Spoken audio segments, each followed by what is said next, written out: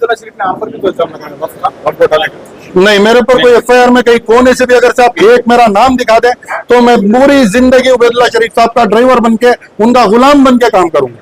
मेरे ऊपर एक नाम मेरा, उन्होंने कहा कि इसके ऊपर एफआईआर हुआ है, कई सारे केसेस उन्होंने गिनवाए, किसी भी एक केस में एक एफआईआर नंबर मेरे खिलाफ अगर वो साबित करते हैं तो पूरी जिंदगी मैं उनकी गुलामी करूंगा, उनका ड्राइवर बनकर जाऊंगा।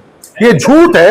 ये लोग सिर्फ प्रोपेगेंडा के लिए ऐसे बाहर आते हैं। इलेक्शन के मेंढक, बरसात होती है तो मेंढक बाहर जैसे आते हैं, ये बरसात के मेंढक आते हैं और चले जाते हैं। हिजाब के मसले में कहां थे उबैदुल्ला शरीफ, कहां थे रिजवान अरशद, कहां थे सईद अहमद, कहां थे महरोज खान?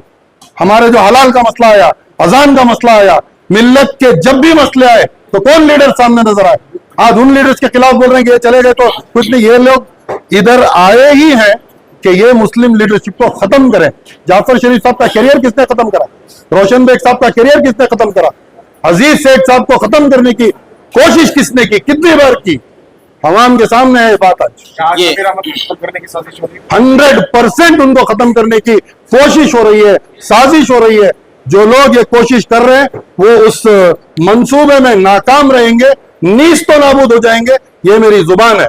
लेकिन इल्जाम ये भी है कि जब जमीर अहमद खान साहब गए थे वहां दावणगेरे इलेक्शन में, उन्होंने सीरियसली कैंपेन नहीं किया और उन्होंने अपने सपोर्टर्स को वहां पर राइवल पार्टीज के सपोर्ट करने के लिए भेजा, और न सिर्फ ये बल्कि राइवल्स को फंडिंग करने का भी इल्जाम है। तो उस पर ये इन्वेस्टिगेशन चला है पार्टी की जानिब से, ऐसा कहा गया।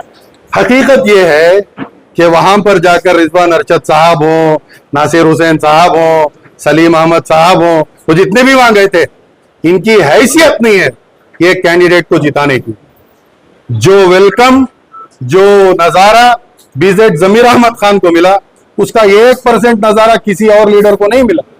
4 किलोमीटर तक रोड ब्लॉक था, और वो खुद जो कैंडिडेट का बाप है एस मल्लिकार्जुन, अगर वो नहीं गाए तो भी ठीक है, वो कौन होता है इधर आकर बात करने के लिए?